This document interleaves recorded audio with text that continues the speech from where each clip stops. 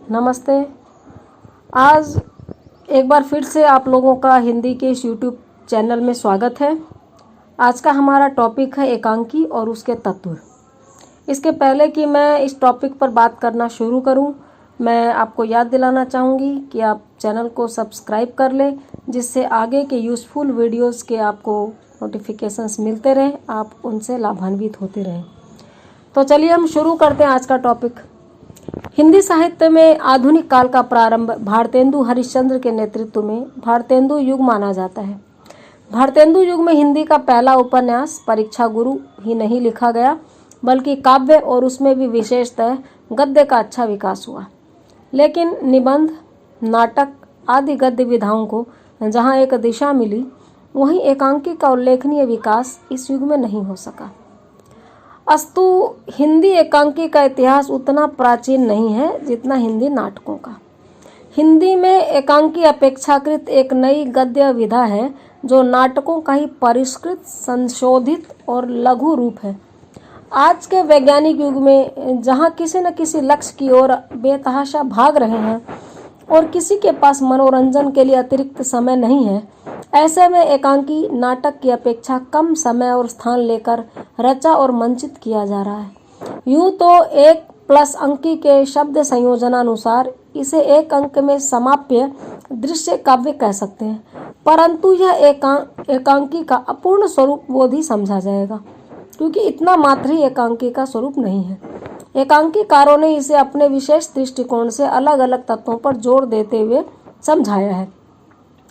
कुछ मुख्य परिभाषाओं पर हम बात कर लेते हैं। पहली है डॉक्टर रामकुमार वर्मा द्वारा दी गई परिभाषा। एकांकी में विचार के अभाव में प्रत्येक घटना कली की भांति खिलकर पुष्प की भांति विकसित हो उठती है। उसमें लता के समान फैलने की दक्षता नहीं होती है। इसमें इन्होंने क्या बताया है? कली की भांति खिलकर पुष्प की भांति विकसित होती है, यानी फैलाव नहीं होता, बहुत लंबा इसका कथानक नहीं होता, प्रस्फुटित होना और खिलना। दूसरी परिभाषा डॉक्टर नगेंद्र की। एकांकी में हमें जीवन का क्रमबद्ध विवेचन न मिलकर उसके एक पहलू, एक विशेष परिस्थिति अथवा एक उद्दीप्त क्षण का ही विवेचन मिलेगा। उसके लिए एकता एवं एकाग्रता अनिवार्य है। किसी भी प्रकार का वस्तु विभेद सह्य नहीं है। यानी इस एकांकी में उन्होंने बता दिया कि जीवन के सांगोपांग का चित्रण इसमें नहीं मिलता, एक क्षण विशेष का, उद्दीप्त क्षण का विवेचन होता है, और इसीलिए कथा में बहुत अधिक उतार चढ़ाव इसमें नहीं एक्सेप्टेबल है। सिडनी बॉक्स के अनुसार, पाश्चात्य साहित्यकारों में से बात करें तो सिडनी बॉक्स की परिभाषा है, एकांकी साहित्य की वह नियंत्रित और संयमित विधा है जिसमें एक ही घटना को इस प्रकार अभिव्यक्त किया जाता है कि उसके प्रभाव एक से पाठकों और दर्शकों का मन आकृष्ट और आक्रांत हो जाए। सिडनी बॉक्स ने अपनी परिभाषा में इसके प्रभाव एक की बात की है। अब प्रश्नानुसार एकांकी के तत्वों पर हम बात कर लेते हैं। इसका पहला तत्व कथावस्तु या वस्तु। यह एकांकी रचना प्रक्रिया का मूल आधार है। इसी के माध्यम से चरित्रों की सृष्टि और विकास होता है। एकांकीकार इतिहास, राजनीति, धर्म, समाज इत्यादि क्षेत्रों से कथावस्तु चुनकर एकांकी की रचना करता है। इसके साथ यह भी अनिवार्य है कि उस कथावस्तु को वह जीवन के सामाजिक संदर्भों से भी संबद्ध करके दर्शकों का ध्यान आकृष्ट करे। कथानक में रोचकता और विस्मय आदि गुणों का समावेश भी होना चाहिए। कथावस्तु के निम्न 5 भाग होते हैं: आरंभ, नाटकीयता, द्वंद्व, चरम सीमा, परिणति अथवा फल प्राप्ति। इन्हीं के फलस्वरूप एकांकीकार दर्शकों पर अपना अपेक्षित प्रभाव छोड़ने में समर्थ होता है। दूसरा तत्व कथोपकथन या संवाद योजना। यह एकांकी का महत्वपूर्ण तत्व है। एकांकीकार इसी के माध्यम से चरित्रों का विकास और कथावस्तु का प्रसार करता है। इसकी सफलता इस बात पर निर्भर करती है कि वह संक्षिप्त एवं सरल कथनोपकथन की योजना करे। कथोपकथन के माध्यम से ही पात्रों के अंतः संघर्ष और पारस्परिक संघर्ष की अभिव्यक्ति होती है। प्रत्येक संवाद सौद्देश्य एवं साभिप्राय होना चाहिए। एकांकी की मूल संवेदना के प्रकटीकरण का मूल माध्यम कथोपकथन ही होते हैं, जिनके द्वारा भाषा जीवंतता प्राप्त करती है, एकांकी अपने उद्देश्य को प्राप्त करती है। तीसरा तत्व है पात्र एवं चरित्र चित्रण। एकांकी में एकांकीकार अपने कथानक को मूर्त रूप देने के लिए अनेक पात्रों की सृष्टि करता है। इन्हीं के माध्यम से वह अपने विचारों को ही व्यक्त करता है। पात्र ही कथा को गति व विकास देते हैं। पात्र योजना के लिए अनिवार्य है कि एकांकीकार ऐसे पात्रों का चयन करे जिनका संबंध सामान्य जनजीवन से हो। एकांकी का पुरुष नायक, पुरुष पात्र, प्रमुख पुरुष पात्र जिसको हम कह सकते हैं वो नायक, और प्रमुख स्त्री पात्र नायिका कहलाती है। पुरुष पात्र का प्रति नायक खलनायक और नायिका के विपरीत उसकी विरोधी खलनायिका कहलाती है। जो इसमें हास्य की भूमिका प्रस्तुत करते हैं उनको विदूषक कहते हैं। भाषा शैली, चौथा तत्व। एकांकी लेखन में भाषा का महत्वपूर्ण स्थान होता है। एकांकी में भाषा का सरल होना आवश्यक है, तभी एकांकीकार के विचारों को। एकांकी की रचना में भाषा के साथ साथ शैली का भी विशिष्ट योगदान होता है। रचना कौशल को ही प्रकारांतर से हम शैली कहते हैं। एकांकी में सबसे अधिक नाटकीय शैली का प्रयोग किया जाता है। पांचवा है संकलन त्रय। एकांकी लेखन में संकलन त्रय से आशय है कि एक ही कार्य एक ही समय में एक ही स्थान पर होना चाहिए, जिससे दर्शक उसका संपूर्ण ढंग से आनंद प्राप्त कर सके। दूसरे शब्दों में कार्य, काल और स्थान की एकता को संकलन त्रय कहते हैं। छठा तत्व अभिनेयता। एकांकी की सफलता के लिए उसका अभिनेय होना बहुत आवश्यक है।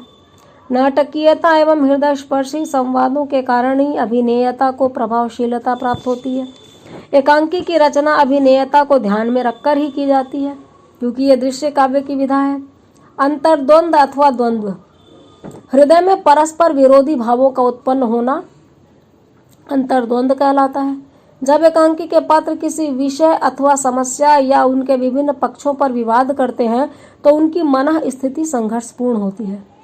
अंतर्द्वंद ही वह माध्यम है जिसके द्वारा एकांकीकार पात्रों का मनोवैज्ञानिक चित्रण करता है। इसीलिए एकांकीकार को इस ओर विशेष सतर्कता बरतनी चाहिए। इसके बाद है उद्देश्य। साहित्य में रची गई प्रत्येक रचना पाठकों एवं दर्शकों के लिए एक उद्देश्य प्रस्तुत करती है।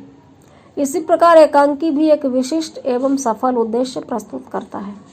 सफल एकांकी वह है जो अपने उद्देश्य का सांकेतिक ढंग से कथन करके समाप्त हो जाए।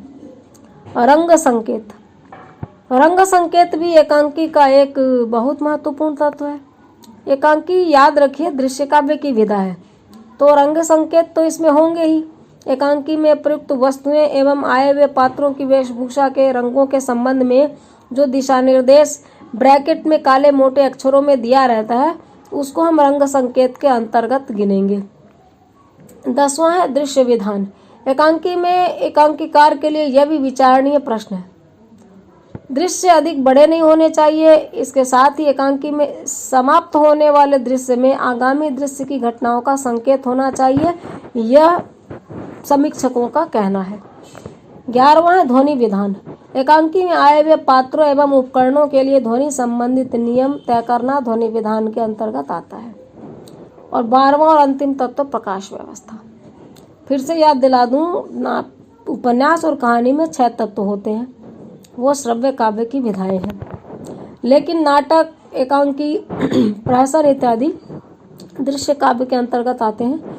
तो इसमें रंग संकेत, दृश्य विधान, ध्वनि विधान, प्रकाश व्यवस्था, अभिनय इत्यादि अतिरिक्त तत्व होंगे ही होंगे। ध्वनि विधान में एकांकी में जो उपकरण है उस पर बात की जाती है। बच्चे के रोने की ध्वनि हो, टेप रिकॉर्डर चल रहा है, पार्श्व से गाने की आवाज़ आ रही हो, ये ध्वनि विधान के अंतर्गत आती है। 12वां प्रकाश व्यवस्था। एकांकी की कथा वस्तु के अनुसार किसी दृश्य में मंच के किस हिस्से में किन पात्रों पर कितना और किस रंग का प्रकाश पड़ना है, यह देखना भी सफल एकांकी के लिए आवश्यक होता है। हम देखते हैं जैसे मोहन राकेश का आधे अधूरे नाटक है, उसमें हमने प्रकाश व्यवस्था का बड़ा खूबसूरत निर्वहन देखा है। तो ये भी एकांकी का महत्वपूर्ण तत्व है कि पर्दा उठते ही किस पात्र पर किस तरह से रोशनी डाली जाएगी, पहले चेहरा दिखाया जाएगा या रंगमंच के किस हिस्से को पहले प्रकाशित और फिर अंधेरे में दिखाया जाएगा। ये सस्पेंस और रोमांच एकांकी के प्रमुख तत्वों में आता है। निष्कर्षतः कहा जा सकता है कि सफल एकांकी लेखन के लिए वस्तु, पात्र, संवाद, अभिनय एवं संकलन त्रय इत्यादि के साथ साथ ध्वनि, प्रकाश, रंग इत्यादि तत्वों का समुचित निर्वहन अत्यंत आवश्यक है। इस टॉपिक के माध्यम से हमने एकांकी के तत्वों को और उसकी परिभाषा को समझा। मैं उम्मीद करती हूँ कि मेरा ये ऑडियो वीडियो आपको पसंद आया होगा। आगे के वीडियो देखने के लिए आप चैनल सब्सक्राइब करना न भूलें। आप लोगों का बहुत बहुत धन्यवाद। नमस्ते। आज